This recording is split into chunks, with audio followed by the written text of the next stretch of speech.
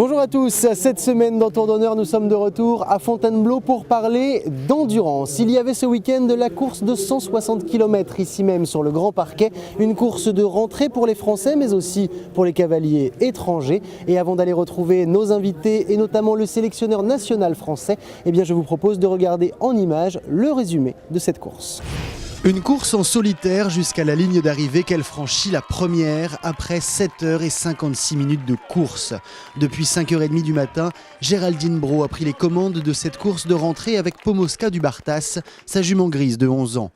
Un pari qui pourrait sembler risqué, mais qui était parfaitement bien réfléchi. La jument est très compliquée au contact des autres, donc la meilleure manière de la protéger, elle, c'était de faire comme ça et de la mettre dans son train. Et en fait, la jument n'a jamais forcé. Je pense qu'elle était très contente d'ailleurs d'avancer un petit peu sur la dernière. Mais bon, pour moi, c'est la préserver en la courant comme ça. Ça paraît paradoxal, mais finalement, elle se fait beaucoup moins mal comme ça. Une première victoire sur cette distance pour cette cavalière sur une course, comme à son habitude, difficile et technique. À l'arrivée, certains étaient d'ailleurs épuisés, comme la Française Dominique Payen, qui chute après la ligne, après un sprint contre l'Allemande Sabrina Arnold, à qui reviendra finalement la deuxième place sur Vadim. Sur les 89 couples au départ, ils ne seront finalement que 36 à terminer. Et parmi ceux qui ne finissent pas, des bons Français comme Julien Lafort, le vainqueur de l'an dernier, ou encore Julien Gouachette, mais aussi Virginie Adjé, qui décidait elle-même d'arrêter sa monture après la deuxième boucle. Il n'était pas comme d'habitude, c'est un cheval que je connais quand même, qui a gagné la 160 de Rambouillet l'année dernière. Et déjà dès le matin dans sa locomotion, j'étais pas satisfaite. Il s'est énervé beaucoup à la fin de la première étape. Et puis sur la deuxième étape, il était beaucoup plus calme, mais il est resté un petit peu raide, tout ça, pas du tout comme d'habitude. En cardiaque, il n'était pas très stable et tout ça, donc on a préféré arrêter avant de rentrer dans des problèmes plus importants. Voilà. Et puis il y avait ceux qui auraient pu jouer les places d'honneur, mais dont les plans ont été bouleversés avant le départ. Le cheval a été réservé par une équipe des Pays du Golfe. Donc j'ai changé mon fusil d'épaule et le but était de le courir sagement pour lui mettre à distance. Fontainebleau a donc encore une fois réservé son lot de surprises et seuls 4 cavaliers rentrent finalement dans les critères de sélection mis en place par notre premier invité. Et après ces images, je suis donc avec le sélectionneur national, Bénédicte, bonjour. Bonjour. Fontainebleau, première course de rentrée, maintenant c'est une habitude au calendrier. Une course très technique toujours pour débuter cette saison, on l'a encore vu aujourd'hui. Oui, c'est très technique, d'une part parce que le terrain est difficile, en fait, ça paraît assez facile au niveau du dénivelé, mais c'est quand même assez piégeux. Et ensuite c'est un début de saison et les chevaux ne sont pas toujours prêts ni vraiment au top de leur forme. Ça fait partie, comme l'année dernière, de vos courses de sélection. Évidemment, nous on pense aux Jeux équestres mondiaux qui vont avoir lieu cet été en Normandie. Il y aura plusieurs courses de sélection. Rappelez-nous les critères d'abord. Alors les critères de base, c'est qu'il faut que les cavaliers arrivent entre le premier français et un quart d'heure après, donc dans ce critère-là, pour être présélectionnés dans le réservoir des présélectionnés. Il arrive que je rattrape certains chevaux qui sont à la suite de ce critère, au vu de leur bonne performance et de la bonne course que je puisse voir. En plus, cette année, je risque d'avoir quand même de grosses pertes au niveau des ventes de chevaux, donc je me réserve le droit évidemment de récupérer des chevaux un peu plus loin dans le classement. Alors voilà, c'est ce que je voulais vous demander aussi, parce qu'on est en tout début d'année, et ici on a l'impression que, on sait que ça arrive en endurance, mais on a l'impression que c'est un peu le marché du cheval, et qu'on a envie d'acheter les chevaux français, et aujourd'hui, à Fontainebleau, on a l'impression que c'est un peu démultiplié. Est-ce que vous confirmez ça? Tout à fait, c'est exactement ça. C'est un marché, il y a énormément de courtiers. Et là, dans les chevaux qui arrivent en tête, c'est sûr qu'il y a des propositions d'achat pour chacun. Après, ils se mettent d'accord ou pas. Les chevaux passent sur les visites médicales ou pas. Mais c'est sûr que le but, c'est d'acheter le maximum de chevaux qui arrivent en tête sur les courses de sélection françaises. Alors, est-ce que, très clairement, le but, c'est de déshabiller la France, de déshabiller l'équipe de France, parce que c'est une nation très forte, qui remporte toujours des médailles dans les championnats, et que vous faites peur, tout simplement? Je pense qu'il y a de ça. Il n'y a pas que de ça, mais je pense qu'il y a de ça, puisque les nations qui achètent les chevaux en ont déjà beaucoup et que... C'est pas forcément pour courir. Ils en finalement. ont, pas forcément. Donc je pense qu'ils en achètent beaucoup pour en effet qu'on se retrouve plus ou moins à la recherche de couples performants. Certaines personnes qui nous regardent, qui ne connaissent pas forcément l'endurance, pourraient se dire c'est pas normal de vendre des chevaux alors que les championnats sont en France, ils devraient garder leurs chevaux pour courir et pour les couleurs du drapeau, etc. Est-ce que vous pouvez nous rappeler un peu aussi la réalité économique? Parce que j'imagine Voilà. que les cavaliers qui vendent les chevaux ne le font pas forcément que par plaisir ou par appât du gain. Absolument. Ce qu'il faut savoir, c'est que l'endurance ne rapporte absolument rien au cavalier en tant que tel, c'est-à-dire qu'il n'y a aucune prime, Quand on fait des concours comme ça. voilà, d'aucune sorte que ce soit, ni prix ni prime. Donc ça coûte extrêmement cher. Les chevaux d'endurance arrivent à maturité au mieux à 7-8 ans, ils commencent à avoir une carrière correcte. Donc ça coûte extrêmement cher. Il y a l'assistance, donc tous les week-ends d'endurance sont très très chers.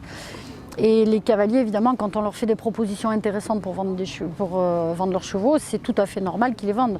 En plus, l'avantage et le côté positif, c'est que ça fait marcher l'élevage français, le business français, et que pour ça, c'est très bien. Après, le sport est un peu perdu dans cette histoire, et de ce fait-là, c'est le sport qui en pâtit. Est-ce que vous pensez que pour vous, ça va être une année compliquée? Je pense que ça va être une année très compliquée. Parce qu'en plus, on court en France, on court à domicile, on sait, l'endurance ramène des médailles, on l'a déjà dit, mais on a envie d'en avoir en plus chez nous. C'est une course qui est difficile, on l'a vu l'année dernière sur les test events, elle sera difficile en Normandie, c'est sûr. Normalement, la technique encourage et favorise les Français, favorise entre guillemets, parce que les Français sont meilleurs techniciens, on va dire, donc ils se sortent mieux. Et malgré tout ça, ça va être difficile. Ça va être, je pense, très difficile quand même. Heureusement qu'on a cet aspect justement de technicité, de qualité de cavalier, d'entraîneur, et puis quand même un réservoir de chevaux conséquent qui existe, puisqu'on a vu que là, par exemple, sur cette course, il y a des jeunes qui étaient en équipe de France jeunes, qui sortent leur épingle du jeu, donc il y a de la relève, ça c'est tout à fait positif. Mais c'est vrai que cette année, c'est une année, comment dire, que j'appréhende un peu. Le point positif, en tout cas, pour terminer, c'est vraiment cette émulation des jeunes. Vous avez beaucoup de jeunes talents qui montent très bien à cheval, qui préparent bien leurs chevaux et qui s'en sortent bien maintenant au meilleur niveau. Tout à fait, et j'en suis ravie. Et ça fait depuis que j'ai pris mon poste, donc depuis 3 ans, que je les vois arriver. Et je suis ravie que ça se passe aussi bien pour eux et c'est porteur d'espoir. Bon, en tout cas, on croise les doigts. Bon courage pour cette année qui s'annonce un peu compliquée, mais on y croit. Et puis on va se revoir, j'espère, avant l'échéance mondiale. Merci beaucoup. Merci à vous. Clément Seleminian qui était en deuxième très fort, on se replace, donc ce sont des courses. Et pour continuer cette émission, j'ai maintenant à mes côtés une cavalière qui fait son grand retour à ce niveau. Cécile, bonjour. Bonjour. Merci d'accepter de répondre après une journée qui a été très longue, très intense. C'est ce qu'on appelle un grand retour après un accident très grave et beaucoup de temps pour revenir. D'abord, bravo d'avoir fait ça, parce que tu as été jusqu'au bout. Comment tu te sens ? Là, heureuse. Bon, je pense que ce soir, ça va être physiquement, ça va être un peu dur, mais très heureuse d'avoir tenu. J'avais vraiment très peur. Physiquement, j'ai fait beaucoup de rééducation intense, donc ça allait. Mais j'avais peur que la tête ne tienne pas en fait, qu'à un bout d'un moment, ma tête me dise mais non, c'est trop d'un coup là. Donc voilà, je suis vraiment heureuse d'avoir tenu. Et puis en plus, ça a été une journée partagée avec toute ma famille, mes amis, nos super chevaux, donc c'est que du bonheur. On rappelle évidemment qu'il y a eu cet accident très grave, on ne pensait même pas te revoir monter à cheval, je crois que toi non plus. Ah mais non, quelque part moi c'est ce qui me permettait d'avancer. Et c'est vrai que tous les neurologues, les médecins qui se sont occupés de ma rééducation disaient non mais c'est... Bon, remonter d'accord, mais en balade, mais en compétition. Mais bon, quelque part, ils ont dit, mais c'est ce qui t'a aidé à avancer aussi vite. Parce que pour eux, c'est un miracle d'être où j'en suis là aujourd'hui. Et alors, comment est-ce que ça s'est passé physiquement et même mentalement? Parce que tu parlais de la tête en disant peut-être que ça ne va pas tenir. Mais ce qui a été très dur, c'est... donc j'ai eu ce grave accident avec plusieurs jours dans le coma où c'était très dur parce que en réanimation, les médecins disaient on se donne 48 heures, on ne sait pas si elle va se réveiller, comment elle va se réveiller surtout, dans quel état. Et ça a été très dur. Bon, je me suis réveillée au bout de 5 jours et ça a été très dur les 6 mois qui ont suivi. Pendant 6 mois, j'étais comme un zombie total. J'étais déconnectée de la réalité, je croyais même être morte. Pour ma famille et mes proches, ça a été terrible, terrible. J'ai aucun souvenir de rien pendant 6 mois. C'est comme si ma vie s'était arrêtée. Il y a eu 6 mois, pourtant il y a quand même la victoire de Laurent à Florac avec Easy. J'y étais, mais j'ai aucun souvenir. Mais bon, ils m'ont dit quand même ce qui a dû vraiment m'aider, c'est que je m'étais fixée de remonter et en compétition surtout. Cette volonté de faire. Voilà, de remonter. Ils ont dit oh mais elle remontera un peu comme ça en balade, mais en compète il ne faut pas y compter. Et moi j'ai dit si, j'y serai. Et voilà. Et la preuve. Gros, c'est Le moment où tu étais sur la ligne de départ ce matin, dans quel état tu étais? C'était dur. Bon, déjà, comme c'était. Bon, à la fois, j'étais super heureuse parce que je dis à Laurent, mais je suis tellement contente d'être là. Et puis pour lui aussi, c'était. Mais j'avais peur parce que c'était de nuit. Donc j'avais vraiment peur de l'accident, que le cheval trébuche, ou enfin, il peut arriver plein de choses. Ou que le cheval tombe. Et non, vraiment, ça a été. Et j'ai eu la chance que toute la course d'être avec Laurent. Et du coup, lui, il a joué un peu en dessous par rapport à... Il s'est adapté aussi pour rester... Ah mais vraiment, ça a été mes yeux, ça a été mon guide, ça a été jusqu'au bout, quoi. Et même, je pense... Et d'ailleurs, on est arrivés tous les deux main dans la main, c'était énorme. À un moment, pendant la journée, il a craqué, il a eu un gros moment de pleurs, parce que voilà, il me dit, mais tu te rends pas compte, il a tout lâché d'un coup. Et pour lui, ça a été très très dur, mais c'est très beau aussi, c'est une belle victoire aussi. Carrément, c'est une très belle victoire. Alors, on a aussi appris, moi j'ai appris ça en regardant la Startling, je dis, Cécile Miletto, très bien, Italie, très bien, donc Cécile, tu cours maintenant pour l'Italie. J'ai entendu beaucoup de choses en disant c'est pour avoir une sélection plus facile pour les Jeux mondiaux, etc. Alors, je vais te poser la question, est-ce que c'est ça? Honnêtement, non. Quand j'ai pris la nationalité, c'est parce que il y a très longtemps que je voulais le faire. Je l'ai faite par descendance, par mon père et mon grand-père. Et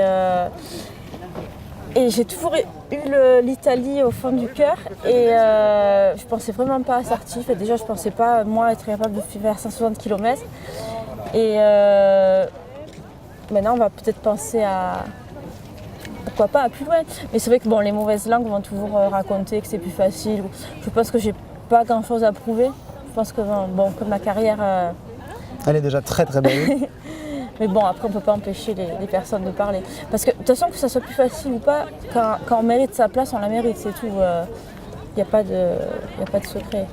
Merci beaucoup, Cécile. À très bientôt et à très bientôt sur un cheval et sur les lignes d'arrivée. Ah ben oui, maintenant, c'est reparti. Vous allez me revoir. Merci. Merci. Buongiorno. Come vai? Va bene? Et c'est maintenant la fin de cette émission consacrée à l'endurance ici à Fontainebleau. La semaine prochaine, on se retrouve pour un nouveau numéro et on parlera de paradressage. Nous serons à Deauville sur le concours international qui sert de test event à la discipline pour les prochains Jeux équestres mondiaux. Alors à la semaine prochaine. Ciao à tous.